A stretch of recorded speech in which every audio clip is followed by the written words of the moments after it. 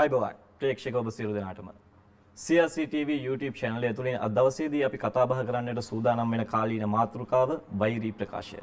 මේ වෛරී ප්‍රකාශය කියන මාතෘකාව අද අපේ රටේ ඉන්න සාතිශය අති බහුතරයක් දෙනාගේ කනට ඇහුණ ගමන්ම ඔවුන් කම්පාවටපත් වෙනවා. හේතුව ඒ තරමට ඔවුන් මේ වෛරී ප්‍රකාශය කියන මේ වචනේ නිසා හුඟක් හෙම්බත් වෙලා ඉන්නේ. සිංහල, දමිළ, මුස්ලිම් මේ කියන හැම ජන වර්ගයක්ම මේකෙන් පීඩා විඳිනවා තවමත්. ඒත් එක්කම ඉතාමත් සුළු කණ්ඩායමක් ඔවුන්ගේ අලුයි ප්‍රවර්ධන කටයුතු වලටත් ඔවුන්ගේ ආදාය මාර්ගයක් ලෙසටත් ඇතැම් මාධ්‍ය ආයතන සහ සමාජ ජාල හසුරුවන්නන් මේකෙන් හොඳටම ප්‍රයෝජන ලබා ගන්නවා. මේ වගේ වපසරික තමයි අද දවසේදී අපි මේ සංවාදය කරන්නට බලාපොරොත්තු වෙන්නේ. ඒ සඳහා අද දවසේදී අපිත් එක්ක සම්බන්ධ වෙලා ඉන්න තරුණ පිරිසක් අද දවසේදී අපගේ වැඩසටහනට වෙන්ව තියෙන කාල අවකාශය ඉතාමත් අඩු නිසා අපි ඔවුන්ව තනි තනිව හඳුනා දීමට බලාපොරොත්තු වෙන්නේ නැහැ. මම ඍජුවම ඔවුන් වෙතට ප්‍රශ්න යොමු කරන්නට බලාපොරොත්තු වෙනවා. අනුජිතා, ඔබ පැමිණිලා ඉන්නේ යාපනය ප්‍රදේශයේ ඉඳලා.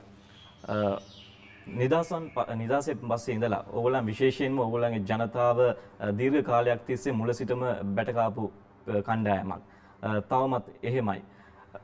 ඉතින් මේ தত্ত্বය ඔබ කොයි විදිහට දකින්නේ සහ මේ වෛරී ප්‍රකාශය සහ මේ අවිශ්වාසය අපි අතර තුරන් කරන්න මොන වගේ වැඩපිළිවෙලක්ද අපි ක්‍රියාත්මක කරන්න ඕනේ?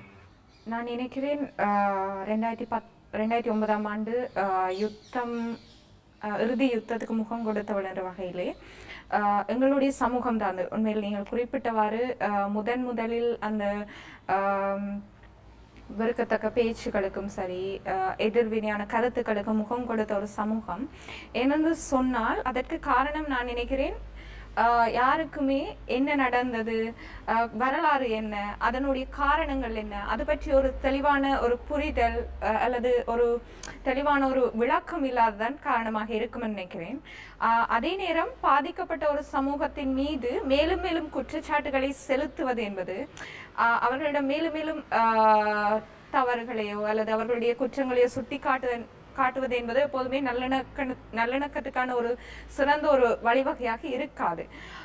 அந்த வகையில் 2009ஆம் ஆண்டு யுத்தத்திற்கு பின்னர் நிறைய வடக்கிலே இருக்கக்கூடிய சமூகமாயினும் கிழக்கிலே இருக்கக்கூடிய சமூகமாயினும் நிறைய விதமான பாதிப்புகளுக்கு முகம் கொடுத்திருக்கிறார்கள். நிறைய பேர் தங்களுடைய உறவுகளை இழந்திருக்கிறார்கள். நிறைய பேருடைய அவயவங்கள் இல்லாமல் போயிருக்கின்றன. சில பேருடைய சொத்துக்கள், சில பேர் பெரும்பாலான உண்மையில் சொல்ல போனால் எல்லோருடைய சொத்துக்களுமே ஏதோ ஒரு வகையில் அழிவடைந்து அல்லது சிதைக்கப்பட்டிருக்கின்றன. அப்படிப்பட்ட ஒரு சமுதாயத்தில் ஒரு நல்லிணக்கத்தை அவர்கள் மத்தியில் ஒரு சிறந்த ஒரு கூட்டமைப்பை உருவாக்க வேண்டும் என்று சொன்னால் நான் நினைக்கிறேன் வெறுமனே பிசிக்கல் டெவலப்மெண்ட், வெறுமனே ஒரு பௌதிகம் சார்ந்த அபிவிருத்திகளை மேற்கொள்வதை காட்டிலும் அவர்களுடைய தேவை என்ன என்பதை புரிந்து கொண்டு அவர்களுடைய பிரச்சனை என்ன என்று தெரிந்து கொண்டு அதனுடான அபிவிருத்தியை மேற்கொள்வது என்பது மிகவும் சால சிறந்தது. அந்த வகையிலே தான் ஒரு நல்லிணக்கத்தை ஏற்படுத்த வேண்டுமாயின் நான் நினைக்கிறேன் சிறந்த ஒரு மொழி கட்டமைப்பை, சிறந்த ஒரு தொடர்பாடல் கட்டமைப்பை நாங்கள் உருவாக்கி கொள்ள வேண்டும். அதே நேரம் வடக்கில் இருப்பவர்களுக்கு கிழக்கில் என்ன நடந்தது என்று தெரியாது, தெற்கில் என்ன நடந்ததுன்னு தெரியாது. அதே நேரம் கிழக்கில் இருக்கக்கூடிய இளைஞனுக்கு வடக்கிலோ அல்லது தெற்கிலோ அல்லது மத்தியிலோ என்ன நடந்து கொண்டு இருக்கிறது என்பதை பற்றி ஒரு சிறந்த ஒரு விளக்கம் இல்லை என்றுதான் நான் நினைக்கிறேன். ஏனென்று சொன்னால் நான் இங்க யூனிவர்சிட்டிக்கு வந்த பிறகு நான் இப்படித்தான் போர் நடந்து சொல்ல என் ஃப்ரெண்ட்ஸ் எல்லாமே கேட்டுச்சிடும், நாங்கள் நிச்சயம் சண்டை இங்கே நடந்தது, நீங்கள் இங்கே இருந்தீங்கன்னு சொல்லி. நான் சொன்னேன், நாங்கள் இருந்த பகுதிக்குள்ளே தான் சுற்றி வர சண்டை நடந்து கொண்டிருந்ததை ஒழிய சண்டை புரியும்பா நாங்கள் புரியும்பா இருக்கே இல்லை. ஸோ இப்படியான கதைகளை எடுத்து சொல்வதற்கு என்னுடைய அனுபவங்களை நான் பகிர்வதற்கு எனக்கு மொழி பரிச்சயம் இருந்தபடியால் எனக்கு என்னுடைய நண்பர்களுக்கு எடுத்து சொல்லி அவர்களுடைய கதைகளை சொல்லும் போது இப்படி நடந்ததா என்பதை தெரிந்து கொள்ளக்கூடிய வாய்ப்புகள் கிடைத்தது. ஆனால் இந்த வாய்ப்பு எல்லாருக்குமே கிடைப்பதும் இல்லை. உண்மையிலே இங்கே இருக்கக்கூடிய நாங்கள் கூட எல்லோருமே எல்லா மொழியும் தெரிந்தவர்களாக இல்லை. அப்படி இருக்கையில் கருத்துக்கள் சரியான விதத்தில் சென்றடைவது கேள்விக்குறியான ஒன்று. அதுதான் உண்மையிலே நான் நினைக்கிறேன் இலங்கையில் நல்லிணக்கம் ஏற்படுவதற்கு தடையாக இருக்கக்கூடிய மிகப்பெரிய ஒரு காரணி. ஆகையால் நான் நினைக்கிறேன் உண்மையில் சமூகத்தில் இருக்கக்கூடிய பெரியவர்களும் சரி, அரசியல்வாதிகளும் சரி, இது சார்ந்து சிந்திக்க வேண்டும். வெறுமனே தங்களுடைய சுயலாப நோக்கங்களுக்காக சமூகத்தை பாவித்தல் என்பது ආරෝක්‍යමාන ஒன்றாக இருக்க முடியாது. මම හිතනවා අනෝජිතා ඒකට හොඳ ප්‍රවිෂ්ටයක් අපිට ලබා දුන්නා මේ සාකච්ඡාව ගෙන යන්නට. ඇගේ මේ අදහස් වලින් අපිට පිළිඹුණු කාරණයක් තමයි යුද්ධ කාලයේ තුලත් මේ අද වෙනකන් යුද්ධය නිසා උන්ට වුණු විපත් මොනවද? ඒ ගැන දකුණේ කට්ටියක් දන්නේ නැහැ. ඒ වගේම දකුණේ මොකද්ද වෙන්නේ කියලා උතුරු කට්ටියක් දන්නේ නැහැ. මේක තමයි තියෙන බාධාව. මේ නිසා තමයි වුන්ට හුඟක් ප්‍රශ්න වලට මැදි වෙන්න හේතු වෙලා තියෙනවා වගේ තමයි ඒ වගේ අදහසක් තමයි අපිට ප්‍රකාශ කර හිටියේ. සමත් ගම්මන්පිල ඔබ ඉස්ලාමෝෆෝබියා ඉස්ලාම් බීතිකාව පිළිබඳ ඉතාමත් ගැඹුරින් අධ්‍යයනය කරපු පුද්ගලයෙක්. ඔබට ඒ සඳහා කොයිතරම් කාලයක් ගියාද සහ අපි සමාජය අතර මේ වෛරී ප්‍රකාශය බොහොම වේගයෙන් ව්‍යාප්ත වෙනවා. මේ ව්‍යාප්ත වෙන ආකාරය ඔයා කොහොමද දකින්නේ? මුෂාරෆ් මේ දැන් දැකපු විදිය මේ ඉස්ලාමෝෆෝබියා ලංකාවට එන්න ඉස්සෙල්ලා ඉස්ලාමෝෆෝබියා අතර මතුවනේ මේ පිටරටින් වලින් ආපු ඉම්පෝට් එකක් ලංකාවට. ඒ කියන්නේ මේ ඉස්ලාමෝෆෝබියා කියන්නේ 1980 ගානවල විතර හදපු එකක් කෝල්ඩ් වෝ එක කාලේ. කෝල්ඩ් වෝ එක කාලේ සෝවියට් යුනියන් එකට ගහන්න මුජාහිදීන් එකක් මතු කරා US forces වලින්. ඒ කාලේ ඉඳන් ඉස්ලාමෝෆෝබික් ටෙන්ඩන්සි එකක් ක්‍රියේට් කරගෙන ගිහිල්ලා තියෙනවා මේ දැන් අවුරුදු 40කට ඉස්සෙල්ලා. ඉතින් අපිට දැන් ආවිල්ලා තියෙන අලුත්ම අප්ඩේට් එක. මෙහෙටත් බෝ වෙලා තියෙන ඇත්තටම ඒකටත් කාලයක් ගියා බෝ වෙන්න. පටන් ගත්තේ ලංකාවේ පටන් ගත්තේ ඇත්තටම මේ අවුරුදු 1915 විතර. රයිට් 1915 ඇත්තටම අපේ පළවෙනි මේ ප්‍රශ්නේ තිබ්බේ 1915 ඒ කාලේ තමයි ඇත්තට පටන් ගත්තේ. හැබැයි ඒ කාලෙදී ඇත්තටම මේ මෛත්‍රියක් කියලා තිබ්බේ නැහැ. ඒක මිනිසුන්ගේ මේ ජාතිවාදී බෙදීම තමයි තිබ්බේ. මේ මෛත්‍රියෙන් බෝ වෙන මේ ප්‍රකාශය ඇත්තටම මේ පටන් ගත්තේ 2005න් පස්සේ කියලා නෑ යුද්ධයට ඉස්සෙල්ලා යුද්ධ ඉවර වෙන්න ඉස්සෙල්ලා 2005න් පස්සේ 2005 ඇත්තටම අපේ ලංකාවේ යුද්ධෙත් ලොකු වෙනසක් වුණා අපේ වෝ ඇජෙන්ඩා එක වෝ ප්‍රෝග්‍රෑම් එක සම්පූර්ණ වෙනස් වුණා ඒ කාලෙදී මේ අර යුද්ධ මේ ආණ්ඩුව පැත්තෙන් ඒ කියන්නේ සිංහල බර ආණ්ඩුවක් පැත්තෙන් යුද්ධ දිනන්න සිංහල බෞද්ධ ප්‍රකාශ ඩිස්කෝස් එකක් පිහිට කරා ආණ්ඩුවෙන් පටන් ගත්ත ආණ්ඩුවෙන් ඒ කාලෙදී. ඉතින් ඒ ආණ්ඩුවෙන් කියන්නේ මේ ප්‍රොක්සීස් ඒ ගවර්න්මන්ට් ප්‍රොක්සීස් වලින්. ඔව් ඉතින් කියන්න පුළුවන් මේ බොදු බලසේන කියලා අවුට්ෆිට් එක කෙලින්ම ඒගොල්ලොනුත් ඕපන්ලි ඉස්ලාමෝෆෝබික්. ඒගොල්ලොන්ගේ ඕන YouTube වීඩියෝ එකක් බැලුවොත් කෙලින්ම පේනවා මුස්ලිම් මිනිස්සුන්ට කැමති නෑ කියලා. හේතුව ඒගොල්ලොන්ගේ හුඟක් වෙනස් මේ හේතුවල ඒගොල්ලොන් ප්‍රකාශ කරන ඒවා බොරුද ඇත්තද කියලා ඒක වෙන කතන්දරයක්. හුඟක් බැලුවොත් ඔක්කොම බොරු. හැබැයි වෙන කතන්දරයක්. මේ දැන් ඒ හේට් එක කොහොමද ඩිසෙමිනේට් වෙන්නේ කියලා බලනකොට මේ ඩිසෙමිනේට් වෙන්නේ වැඩියක්ම සෝෂල් මීඩියා වලින්. වැඩියක්ම මේ දවස්වල සෝෂල් මීඩියා වලින් තමයි බෝ වෙන්නේ. හැබැයි අපිට ඉතාමත්ම තේරුණා මේ ඊස්ටර් සන්ඩේ වලින් පස්සේ මේන්ස්ට්‍රීම් මීඩියා අවුට්ලට්ස් මම හිතන්නේ 80%ක්වත් ඔක්කොම ඒ ඉස්ලාමෝෆෝබික් ඇජෙන්ඩා එක ගෙනිච්ච ජනතාවට බලන්න ටීවී වලින් ෆෝන් වලින් බලන්න. එතකොට බලන්න ඕනේ ඇයි ටීවී channel ඇයි එහෙම කරන්නේ? ඒගොල්ලොන්ගේ allegiances alliances කොහෙද තියෙන්නේ කියලා බලනකොට clear ඒගොල්ලොන් මේ political parties තෝරාගෙන ඒගොල්ලොන්ගේ පොලිටිකල් පාටිස් ගේ එජෙන්ඩා එක බලාගෙන ස්ට්‍රැටජි එක බලාගෙන තමයි ඒගොල්ලොනුත් මීඩියා එක ප්‍රකාශ කරන්නේ. සුජිත් ඔයා මේ ප්‍රජාවන් අතර විශ්වාසය ගොඩනැගීම සඳහා හුඟක් මහන්සි වෙලා වැඩ කරන පුද්ගලෙක් තරුණයෙක්.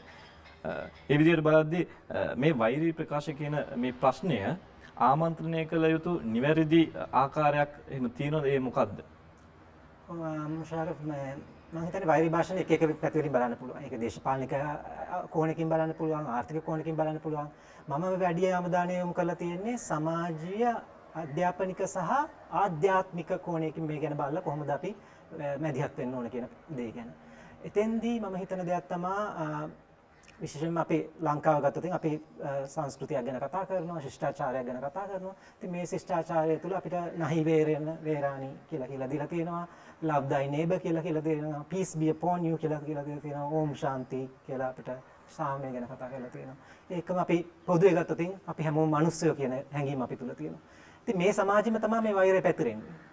අපි මේ ප්‍රශ්නේ ඇයි මෙහෙම වෙන්නේ කියන එක ගැන බලන්න ඕනේ, තේරුම් ගන්න ඕනේ. එතකොට තමයි හිතන්නේ ඒකට අපිට පිළිතුරු දෙන්න පුළුවන්. මාක් රොසන්බර්ග් කියන අවිහිංසාවාදය ගැන කතා කරන පුද්ගලයා කියනවා හිංසනය කියන්නේ අපගේ නොසපිරිණු අවශ්‍යතාවයක අවසනවන්ත ප්‍රකාශනයක් කියලා. කියන්නේ අපිට ලබා ගන්න බැරි දෙයක් හින්දා අපි ඒක අන්තිමට හිංසනයකින් තමයි ඉතුරු වෙන්නේ කියලා. ඉතින් වෛරී භාෂණය පිටිපස්සේ අපි මොකද්ද බලන්න ඕනේ, මේකේ හේතුව මොකද්ද? ඇයි මෙතෙන්ට මිනිස්සු ඇවිල්ලා තියෙන්නේ? මොකද්ද මේ වෛරය ප්‍රකාශ කරන එක යටතේ තියෙන අවස්ථාවේ මිනිස්සු තුල තියෙන. අපි මේ දේ ගැන තේරුම් ගන්න පුළුවන් නම් ඒක ගැන සහකම්පනයක් ඇති කරගෙන මේ සාම්ප්‍රදායිකව වෛරී භාෂණය කරන කෙනා ඉතාමත් කළු චරිතයක්, මම සුදු කියන විදිහට මේ විදිහට බලන්නේ නැතුව එතනින් එහාට ගිහිල්ලා යම්කිසි තර්කානුකූලව හොඳට හිතලා බලලා මොකද්ද මේ ප්‍රශ්නේ කියන එක තේරුම් ගන්න, සමස්ත ගැන තේරුම් ගන්න එක වැදගත්. මම මෙහෙම කිව්වොත් දැන් ලංකාවේ මට අපිට පොදුවේ ගත්තොත් එක පාටම අපි වෛරී භාෂණය කිව්වම සුළුතර එරෙහි එන දෙයක් හැටියට අපි ඒක රාමු කරන්න පෙළඹෙනවා. ඒක තමයි සාම්ප්‍රදායිකව වෙන්නේ. සුළුතරයට එරෙහිව බහුතරයකින් කරන භාෂණයක් හින්දා තියෙන ප්‍රශ්නයක් හැටියට තමයි පොදුවේ කතා වෙන්නේ. මේක තුළම මම හිතන්නේ ප්‍රශ්නයක් තියෙනවා. මම හිතන්නේ අපි මේ වෛරී භාෂණය ගැන කතා කරද්දී එතනදී තේරුම් ගන්න ඕනේ මේ වෛරී භාෂණය සිදු වෙනවා එක එක කණ්ඩායම් අතර. රටේ බහුතරය විසින් සුළුතරයට, සුළුතරය විසින් බහුතරයට, පුරුෂයන් විසින් කාන්තාවන්ට, කාන්තාවන් විසින් පුරුෂයන්ට, විවිධ ලිංගික නැඹුරුවල් තියෙන අය කෙරෙහි විවිධ දේශපාලනික කණ්ඩායම් මේක සමස්තය හැටියට දකින්න ඕනේ. නැතුව මේ අපි එක විදිහකට මේක විතරයි වෛරී භාෂණය කියලා කතා කරන්න ගත්ත ගමන් එක කට්ටියක් මේකේ සංවාදයෙන් පිටත් වෙනවා. ඊට පස්සේ අපිට මේ මිනිස්සු දැනුවත් කිරීම, මිනිස්සු මේ සංවාදයෙන් එහාට ගෙනියන එක කරන්න බැරි වෙනවා. ඉතින් මම දකින ප්‍රධාන ගැටලුවක් ඒක. අපි එතනින් එහාට යනකොට තේරුම් ගන්න ඕනේ කොහොමද යම් කිසි දෙයකට මැදිහත් වෙලා වෛරී භාෂණයක් ඇති වෙලා තියෙනවා නම් ඒ පුද්ගලයා ඇතෙන්ට ගියපු හේතුව මොකක්ද? මුගක් වෙලාවට අපි මම හිතන්නේ සමාජයේ ගතදී අපි සිංහල බෞද්ධ කියලා හඳුන්වන කණ්ඩායම ඒ අනන්‍යතාවය දරාගෙන ඒ ගැන විශේෂයෙන්ම ආඩම්බරෙන් කතා කරන කණ්ඩායම තුල ලොකු බයක් තියෙනවා. මේ බිය තමයි වුන් සමහරලාට වෛරී භාෂණය කෙරෙහි යොමු කරලා තියෙන. ඒතර මම ඇත්තටම බොදුබල සේනාව වගේ කණ්ඩායම් වලට යම්කිසි මේ මතයට විරුද්ධව පාරට බහැලා තියෙනවා, ඒ ඉදිරිපත් වීම වෙලා තියෙනවා. හැබැයි මගේ ඉදිරිපත් වීම තුළ මම උත්සාහ කළා තියෙනවා ඒකටත් වෙනසක් කරන්න. අර සාම්ප්‍රදායික වෙනස්කමට වඩා මට මතකයි එක්තරා අවස්ථාවක අපි එහෙම වෙනසක් මැදිහත් වීමක් කරලා අපි අපේ මතේ කියලා අපි සුභාෂිත සූත්‍රය බෞද්ධ ඉගැන්වීමක් ඒ ඉගැන්වීම මතක් කරලා දීලා වෛරී භාෂණයට බෞද්ධ දර්ශනය තුළ ඉඩක් නැහැ කියන එක මතක් කරලා දුන්නා. එතෙන්දී අපිට කෙලින්ම අපිව අවජාතකයෝ අපි කෙරෙහි ගොඩක් වෛරී ප්‍රකාශ වුණා. හැබැයි ඒ අවස්ථාවේ මට හැකියාවක් තිබ්බා ඒ ස්වාමීන් වහන්සේට කියන්න අවසරයි හාමුදුරනේ ගිහින් එන්නම් කියලා. ඒතර මේ වෛරී භාෂණය කරන කෙනා කලු කරගෙන එයාට අපි අනිත් පැත්තට වෛරය ප්‍රකාශ කරන්න යමින් මේකෙන් එළියට එන්න බෑ. අපි ලොකු චක්‍රයකට හිර වෙනවා. ඉතින් මම උත්සාහ ගන්න මෙන්න මේ අවබෝධය සමාජය තුළ වැඩි කරලා ඒ පිළිබඳ සමාජය තුළ මැදිහත් වීම කරන්න. හැබැයි මම එකම පිළිගන්නවා මේකේ නෛතික මැදිහත් වීම අවශ්‍යයි. ඒ නෛතික දේවල් ඒ නීතියෙන් පැත්තෙන් විය යුතු දේවලුත් වෙන්න ඕන කියන එක. හොඳයි, ඔබ කිව්වන් අවසානයේ නීතිය පැත්තෙන් ඉෂ්ට වෙන්න ඕනේ කියලා. සම්සම් සහෝදරිය, ඔබ නීතිය හදාරන ශිෂ්‍යාවක්. ඔබ හිතනවාද දැන් මේ තියෙන වෛරී ප්‍රකාශන වලට තියෙනවා යම් නීති පද්ධතියක්. මේ නීති පද්ධතිය හරහා අපේ නිදහස් අදහස් ප්‍රකාශ කිරීමේට තියෙන නිදහසේ යම් කිසි බාධාවක් ඇති වෙනවද කියලා ඇති වේවිද කියලා අපිට සාධාරණ සැකයක් තියෙනවා. මේ පිළිබඳව ඔයාගේ අදහස කොහොමද? ඇත්තටම මෙම වෛරී කතනය වෛරී ප්‍රකාශනය සම්බන්ධයෙන් නෛතික දෘෂ්ටි කෝණයකින් අපි බලනකොට අපි මූලික අවධානය යොමු කරන්න ඕනේ ව්‍යවස්ථාව. 1978 ව්‍යවස්ථාවේ පැහැදිලිව සඳහන් කරලා තියෙනවා 14 වෙනි වගන්තිය යටතේ 14 වගන්තිය යටතේ භාෂණයේ නිදහස කතා කිරීමේ අයිතිය සහ අදහස් ප්‍රකාශ කිරීමේ අයිතිය සම්බන්ධයෙන්. සමාජයේ බහුතරයක් වටහාගෙන තියෙන්නේ මේක අනුලංඝනීය අයිතිවාසිකමක් හැටියට. සරලව කියනවා නම් සීමා රහිත අයිතිවාසිකමක් හැටියට. හැබැයි ශිෂ්ට සම්පන්න සමාජයක අපි මේ අදහස් ප්‍රකාශ කිරීමේ අයිතිය ඇත්තටම දකින්න ඕනේ ප්‍රජාතන්ත්‍රවාදයේ අර පිළර් එකක් හැටියට. එතකොට මේක ඇත්තටම මෙම ව්‍යවස්ථාවේදීදම 15 වෙනි වගන්තියේ සීමාවන් වලට යටත් වෙනවා. මෙම සීමාවන් වන්නේ ජනවාර්ගික සහ ආගමික සහයෝගීතාවය පැවැත්වීමට නීතියෙන් පනවපු ලබන සීමාවන් වලට යටත්ව සහ රාජ්‍ය ආරක්ෂාව සම්බන්ධයෙන් පනවා තිබෙන නීති වලට යටත්ව. එතකොට අපි ඒක මුලින් දැනගෙන ඉන්න ඕනේ මෙම අයිතිය it's not absolute. ඒක අනුලංඝනීය අයිතියක් නෙවෙයි. ඒක සීමාවන් වලට සීමා වෙච්ච දෙයක් බවට. ඉන්පසුව අපි මිනිස් අයිතිවාසිකම් පිළිබඳ විශ්ව ප්‍රකාශනය සහ සිවිල් හා දේශපාලනික අයිතිවාසිකම් පිළිබඳ සම්මුතියට පාර්ශවකරුවන් ලෙසට යෙදී ඉන්නවා ශ්‍රී ලංකාව. සහ අපි අත්සන් තබා තිබෙනවා විශාල වශයෙන් මේ සම්මුතීන් වලට. මෙම සම්මුතීන් වලදී ඔවුන් අඳුනාගෙන තිබෙනවා කතා කිරීමට ඇති අයිතිය, අදහස් ප්‍රකාශ කිරීමට ඇති අයිතිය, එතකොට කවර හෝ මාධ්‍යයකින් තොරතුරු ලබා ගැනීමට ඇති අයිතිය. ඒ වගේම ඒගොල්ලෝ ප්‍රතික්ෂේප කරන දෙයක් තමයි වෛරීය ප්‍රකාශයන්. මේ ළඟකදී අපි අත්සන් තැබුවා විවිධාකාර සියලු ආකාරයේ වෙනස්කම් තුරන් කිරීමේ සම්මුතියකට. එතකොට ඒ සම්මුතියේ 4 වෙනි ව්‍යවස්ථාව හෙලා දකිනවා වෛරීය ප්‍රකාශයන් සම්බන්ධයෙන්. එතකොට අපි මේ ඇත්තටම කිව්වොත් දැන් දශක ගණනාවක් තිස්සේ අපි දැකපු දෙයක් තමයි මේ ජනවාර්ගික ගැටුම්. විවිධ හේතුන් මත ඇතිවෙච්ච ජනවාර්ගික ගැටුම්. එතකොට මේ ජනවාර්ගික අසංගතියේ මූලිකම ප්‍රකාශනයක් ලෙස අපිට හඳුනා ගන්න පුළුවන් වෙලා තියෙනවා මෙම ද්වේෂ සහගත කතනය.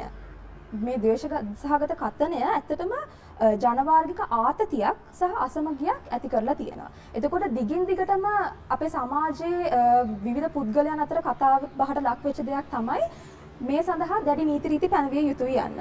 එතකොට මේ පාස්කු ඉරිදා ත්‍රස්ත ප්‍රහාරයට පසුවත් පසුගිය වර්ෂයේ මේ පිළිබඳ කතිකාවතක් ගොඩ නැගුණා. ඒ කියන්නේ වෛරීය ප්‍රකාශනය අපරාධමය මේ වරදක් කිරීමටත් එයට එරෙහිව ඇති නීති තව දඩු කිරීමටත්. එහෙත් මගේ අදහස වන්නේ වෛරීය ප්‍රකාශනය යනු සමාජ ව්‍යාධියක්. සමාජ ව්‍යාධියකට නියාමක කරන ප්‍රතිකාරය එම සමාජ ව්‍යාධියට වඩා ප්‍රබල විපාක අත්කර දෙනවා නම් ඒක නියමාකාර ප්‍රතිකාරයක් නෙමෙයි. එතකොට දැන් අපි කරන්න හදපු දේ ඒ අර නීති දරදඬු කිරීමත් අපරාධමය වරදක් කිරීමත් මම හිතන්නේ ඒක ප්‍රතිකාරයක් කියලා මේ සමාජ ව්‍යාධියට ශ්‍රී ලාංකික සන්දර්භය තුල. එතකොට අපි බලන්න ඕනේ මේක ඇත්තටම කොහොමද මැඩ පවත්වන්නේ මිනිස්යාගේ අධ්‍යාත්මය තුලින්. ඒතර නීතිමය රාමුව මම හිතන්නේ විධිමත් කියන්නේ ශ්‍රී ලංකා සන්දර්භය තුල සමාජ සන්දර්භය තුල අපිට ඇතිතරම් නීති තියෙනවා මේ වෛරී ප්‍රකාශනය මැඩ පැවැත්වීමට. අපි දන්නවා ICCPR. මේක කොහොමද මෙතනදී සම්බන්ධ වෙන්නේ? මෙතනදී ඒ දැන් සිවිල් හා දේශපාලනික ඒ පනතේ මම හිතන්නේ 3 වන වගන්තියේ ඒගොල්ලෝ ප්‍රකාශ කරලා තියෙනවා මේ වෛරී කතනය පිළිබඳව. ඒවා ඒ කියන්නේ වෛරී කතනය කවදාවත් කොහෙදිවත් අනුමත කරන්නේ නැහැ. එතකොට ඒකට සම්බන්ධව ඒකට අදාළව අපි මේ අපේ ව්‍යවස්ථාවේ සඳහන් මේ අයිතිවාසිකම පිළිපදින්න ඕනේ කියන එකයි මගේ අත්දැකීම. සහ ත්‍රස්තවාදය වැළැක්වීමේ පනත. ත්‍රස්තවාදය වැළැක්වීමේ පනතත් මේ දඬුවමක් ලෙසට දක්වා තිබෙනවා. අවුරුදු 5ට නොඅඩු 20ට නොඇඩි වරදක් බවට. සහ වෛරී ප්‍රකාශනයන් කරන අය වරන්තුවක් නොමැතිව අත්අඩංගුවට ගැනීමට ප්‍රතිපාදන සලස්වා තිබෙනවා. දැන් මම හිතන්නේ ICCPR මේ පනත යටතින් අපි දැක්කා මෑතකදී තරුණ ලේඛකයෙක් ශක්තික මාස දෙකමාරකට අධික කාලයක් රක්ෂිත බන්ධනාගාරගත කරලා තිබුණා. එතකොට ඒත් එක්කම අපි ප්‍රවීණ මාධ්‍යවේදී කුසල් පෙරේරා වැනි මාධ්‍යවේදීන්ටත් එරෙහිව පරීක්ෂණ පැවැත්වන්න සූදානම් වුණා. එතකොට මාකරි මේ නීතිමය පැත්තෙන් මාකරි දුර්වලතාවයක් තියෙන හින්දා නේද ඔය වගේ මේ නිරපරාධී කට්ටිය ඒගොල්ලන්ගේ පැත්තට නීතිය යන්නේ. අනිවාර්යෙන් ඒක මම පිළිගන්නවා. නීතිමය තිබෙන ප්‍රතිපාදන තවත් විධිමත් වෙලා නැහැ. අපේ අර කටවචනෙට මෙන්න මේ නීති මෙන්න මේ පනතේ තියනවා කිව්වට අපි මේක පාවිච්චියට ගණනකොට ඒවා හරියට අර නීතියේ ආධිපත්‍යයට අනුව මේවා පාවිච්චි වෙන්නේ නැහැ. එතකොට අපි කරන්න ඕනේ තවත් තිබෙන නීති සංශෝධනය යනකොට අපිට ඕන තරම් තියෙනවා නීති. ඒවා විධිමත් ලෙස ක්‍රියාවට නැංවීම. දැන් දැනටමත් සුචිත සහෝදරයා පැවසු පරිදි මේ හරිම කියන්නේ සංකීර්ණ ගැටලුවක් වෙලා තියෙන්නේ. මේක අර සහකම්පණයෙන් බලන්න ඕනේ සහ මේක දේශපාලන මෙවලමක් විදිහට පාවිච්චි කරලා තියෙනවා. එතකොට මේක ඇත්තටම කියන්නේ ජනයා විසින් ඔවුන්ගේ අදහස් ප්‍රකාශ කොට ඒගොල්ලන්ගේ ඉන්වෝල්ව්මන්ට් එකත් එක්ක තමයි මේක හැදෙන්න ඕනේ කියලා මම හිතනවා. සමත් සහෝදරයා ඔබ කලින් අදහස් දැක්වීමේදී ප්‍රකාශ කළා වෛරී ප්‍රකාශයන් ඒවා අසත්‍ය වෙන්න පුළුවන් කියලා. ඒවා වෙනම අපි සාකච්ඡා කරන්න ඕන කියලා. මම කියන්නේ දැන් ඒ වගේ වෛරී ප්‍රකාශ නිකුත් කරන්නත් මොකක් හරි සාධාරණ හේතුවක් ඇති නේද? ඒ නිසා නේද ඒ වගේ ප්‍රකාශ කරන්නේ. මේ ගැනත් අපි හොයා බලන්න බැරිද? So the English phrase is there's no smoke without fire. So when we look at the situation in Sri Lanka, definitely there's been some sort of action which is being reacted towards. Most recent examples are what happened in the East. This came out in the media and it was highlighted significantly in all forms of media that there have been 65 mosques built in Kathankudi, 65 plus mosques built in Kathankudi. And the extremists were trained and radicalized in these mosques, and that's how the incidents happened. But it must be understood that what happened was in order to build mosques in Kathankudi, build so many mosques with the locals protesting against what was being built, is all done by people with vested interests who have higher political connections. Prior to this, you could say that the global Islamophobic approach about banning burqas, about general hatred towards the Muslim population after the invasions of Iraq and Afghanistan, ever since then the war propaganda machine spread Islamophobia globally, and this was imported into Sri Lanka prior to 2019, which is what we've seen certain racist groups use as their platform or as their points of discussion when they spread hate. So I would say there are two things which is used when fear and the hate psychosis is spread.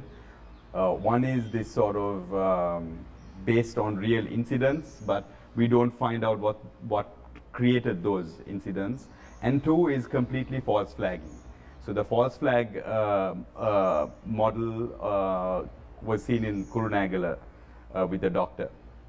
It's an old example called the doctor's plot, which the Nazis used against the Jews in the 1930s, 1940s, where you basically blame a doctor for sterilizing the women population, for slowly killing the population, various things. It's called the doctor's plot. It's an old trick which was used as a false flag, but the story was good enough, and that story spread like wildfire. It put doubt in so many people's minds, and that's how you spread hate. So it's either false flag approach or something based on unverified stories as opposed to fact. இந்த விஷயத்துல வந்து நான் சமந்த பாயிண்டோட வந்து ஒரு விஷயத்தை சொல்லிக்கொள்ள விரும்புறேன். என்னன்னு சொன்னா, எப்பயாவது இலங்கையில் ஏதாவது ஒரு விடயம், ஏதாவது ஒரு சம்பவம் நடக்கக்குள்ள வந்து ஊடகங்களும் சரி மக்களும் சரி அதை பார்க்கின்ற கண்ணோட்டம் வந்து வித்தியாசமா இருக்கு. என்ன விதத்துல பார்க்கணும்னு சொன்னா தன்னுடைய மதம் சார்ந்து தன்னுடைய மொழி சார்ந்து தன்னுடைய இனம் சார்ந்த ஒரு சம்பவமா தான் அதை பார்க்கிறோம். குறிப்பாக இப்போ ஒரு அழுக்கமையில நடந்த பிரச்சனையா இருக்கட்டும், குருநாகல் வைத்தியர் விஷயத்தில் நடந்ததாக இருக்கட்டும், எப்படி பார்க்கணும்னு சொன்னா ஒரு முஸ்லீம் டாக்டர் சிங்கள பெண்களுக்கு இப்படியான விஷயத்த செய்தாராம்னு சொல்லி அதை வந்து சாதாரணமாக ஒரு நபர் அவருடைய பெயர் சார்ந்து பார்ப்பதே இல்லை. நாங்கள் வெறுமனே அதை ஒரு இன ரீதியான ஒரு செயற்பாடாகவோ இன ரீதியான அல்லது மதம் சார்ந்த ஒரு தவறான ஒரு செயற்பாடாகத்தான் அதை பார்க்கிறமே ஒழிய அதை ஒரு தனிப்பட்ட நபர் இழைத்த குற்றங்களாகவோ அல்லது தனிப்பட்ட நபருக்கு இழைக்கப்பட்ட ஒரு விஷயமாகவோ அதை வந்து நாங்கள் எப்பவுமே பார்க்கறே இல்லை. இந்த மாதிரியான கண்ணோட்டங்கள் எப்போ மாறுதோ அப்பதான் எங்களுடைய சமூகத்துல ஒரு நல்லிணக்கம்ன்றதுக்கான சாத்தியக்கூறுகள் உருவாகும். அதை வந்து பொதுமக்களும் சரி ஊடகங்களும் சரி அரசு பதவிகளில் இருக்கக்கூடிய அரசியல் தலைவர்களும் சரி உறுப்பினர்களும் சரி உணர்ந்து செயற்படணும்ன்றதுதான் என்னை பொறுத்தவரையில என்னுடைய கருத்தா இருக்கிறது. සම්සම් සහෝදරය අපිටත් පුළුවන් මේ එක්කම අදහස් ප්‍රකාශ කරන්න. ඇත්තටම අතීතයේ ඉඳන් බලාගෙන යනකොට අපි අර අපේ රටේ වාතාවරණය වූයේ බහුවාර්ගික බහු ආගමික පරිසරයක් ඇතුළත නිර්මාණය වුණු දේශයක් මේක. ඇත්තටම ඒ වෙලාවෙත් අපි තාමත් නායක්කාර වංශිකයෙක් හදපු පත්තිරිපුවක් බලන්න ආසාවෙන් යනවා. ඒ වගේම පොළොන්නරු යුගයේ වෙනකොට ශ්‍රී ලාංකිකයන්ගේ අග්‍රගණ්‍ය නිර්මාණයක් වන සඳකඩ පහනෙන් හරකා ඉවත් කිරීම සම්බන්ධයෙන් අපි කවදාවත් උන්ට දොස් නැගුවේ නැහැ. ඒ අර සංස්කෘතික බලපෑම අපි වැළඳගත්තා. එතකොට ඒ වගේ අපි අතීතයක් එක්ක ඉස්සරහට ඇවිල්ලා අපිට තේරෙනවා මෙතන ලොකු මොකක් හරි ප්‍රශ්නයක් වෙලා තියෙනවා. මෙතන මිනිස්සුන්ගේ මයින්ඩ් සෙට් එක හසුරුවලා තියෙන්නේ. එතකොට දැන් මේ වෛරී භාෂණය කියන එක හරිම සබ්ජෙක්ටිව්. මොකද මේක කියන්නේ මට මාව ඔෆෙන්ඩ් වෙන ස්ටේට්මන්ට් එකක් ඔයාව ඔෆෙන්ඩ් වෙන්න නැති වෙන්න පුළුවන්. එතකොට මේ වෛරී භාෂණයට නිර්වචනයක් නැතිවීමත් මම හිතන්නේ මෙතන ලොකු ප්‍රශ්නයක් වෙලා තියෙනවා. එතකොට මේ වාතාවරණයත් සමග අපි ඉස්සරහට යන එක මම ඇත්ත වශයෙන්ම හිතන්නේ මෙතන ලොකු අවයානස් ප්‍රෝග්‍රෑම් එකක් වෙන්න ඕනේ මිනිස්සුන්ගේ කියන්නේ මේක ඇත්තටම මේ වෛරී භාෂණය කියන්නේ රෝග ලක්ෂණයක්. මොකද ඇත්තටම මේ වෛරී භාෂණය කියන්නේ it's the external manifestation of intolerance and bigotry, I think, right? So we can't actually do something to this what do you call the hate speech without actually curing this intolerance and bigotry. We have to address that first and then we have to approach like how to eradicate hate speech. So I think it has to be done at the very grassroots levels, from like educating children from the school curriculum itself, like teaching them, and also a spiritual development will do. සුජිත මේ සම්සම් සහෝදරය කිව්වා සමාජයේ බිම් මට්ටමේ ඉඳලා දැනුම්පත් කිරීමක් සිදු කරන්න ඕන කියලා. මේක කොහොම කොයි වගේ ආකාරයකටද ව්‍යාප්ත කරන්න පුළුවන් කියලා බලාපොරොත්තු වෙනවා. එතන අපේ ජාතික මට්ටමේ මේ පිළිබඳ චින්තනයක් අවශ්‍යයි.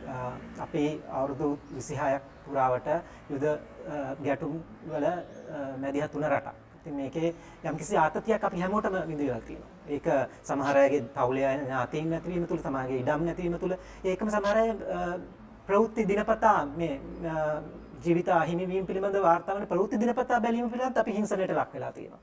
මේ හිංසනයට ලක් වෙලා ඉන්න රටේ පුරවැසියන් මානසිකත්වයේ සුවපත් කරන්න නැතුව අපි වෛරය ඒගොල්ලෝගෙන් නැති කරන්න බෑ. ඉතින් අපිට ඒ සඳහා රටට දැක්මක් අවශ්‍යයි, ආධ්‍යාත්මික දැක්මක් අවශ්‍යයි. අවසනාවකට අපේ රටේ නෙල්සන් මැන්ඩෙලාට ඩෙස්මන්ඩ් ටුටු හිටියා වගේ අපේ නායකයන්ට ආධ්‍යාත්මික නායකත්වයක් දෙන්න, රටට ආධ්‍යාත්මික නායකත්වයක් දෙන්න ඒ මට්ටමේ නායකයෝ දකින්න නැහැ.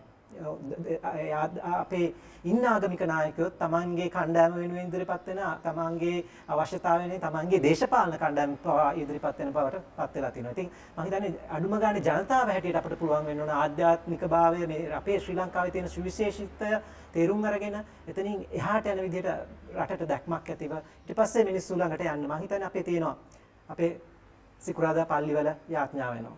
ඉරිදා දේව මෙහෙයන් තියෙනවා. මාසෙකට සැරයක් පොය දවසට ආධ්‍යාත්මික භාවනා වැඩසටහන් තියෙනවා. ගොඩක් හැමදේම වෙනවා. හැම ආගමෙම මේ තුල කොහොමද අපි වෛරය ගැන කතා කරන්නේ? මේවා අපි පාවිච්චි කරන්නේ කොහොමද ආගමික සම්පත් හැටියට වෛරය වළක්වන්නේ? අපේ සිත් සුවපත් කරගන්න. මෙන්න මේ ගැන විවෘතව අපි සංවාදයට වෙන්න පුළුවන් නම් ඒක මේ බෞද්ධයගේ මේක විතරයි අනිත් අයගේ මේක නෙමෙයි අපි මේවා එකිනෙක හුවමාරු කරගෙන අපිට භාවනාව දෙන්න පුළුවන් ඉස්ලාම් අයට තමාගේ හිත සුවපත් වෙන්න. ඉස්ලාම් අයට වෙන ක්‍රමයක් උගන්වලා දෙන්න පුළුවන් අපිට ඒකෙන් අපිට සුවපත් වෙන්න. මේ ආකාරයට අපි සංස්කෘතිය ගොඩනගා ගන්න පුළුවන් සුවපත් වීමට විවෘතභාවයක් තියෙන අපේ මේ මානසික ආතතිය වළක්වා ගන්න. එතෙන්දී මම හිතන්නේ මේ වෛරය අපෙන් තුරන් කරගන්න ආරම්භයක් ලබා ගන්න පුළුවන් කියලා. අද දවසේදී අපි CRC TV YouTube channel එක තුලින් අපිගේ මේ කතිකාවත මේ මොහොතේදී අපි අවසන් කරන්න බලාපොරොත්තු වෙනවා. අපි හිතනවා මේ වෛරී ප්‍රකාශය කියන එක මේ වැඩසටහන තුලින් නරඹපු ඔයාලට තේරුම් ගන්න පුළුවන් මේ වචනේ බරපතලකම සහ මේ වචනේ ප්‍රබලත්වය. ඉතින් අපි විශ්වාස කරනවා මේ වැඩසටහන තුලින් ඔබ සියලු දෙනාම හරවත් පණිවිඩයක් ලබා ගත්ත කියලා. එහෙනම් ඔබ සියලු දෙනාටම ආයුබෝවන්.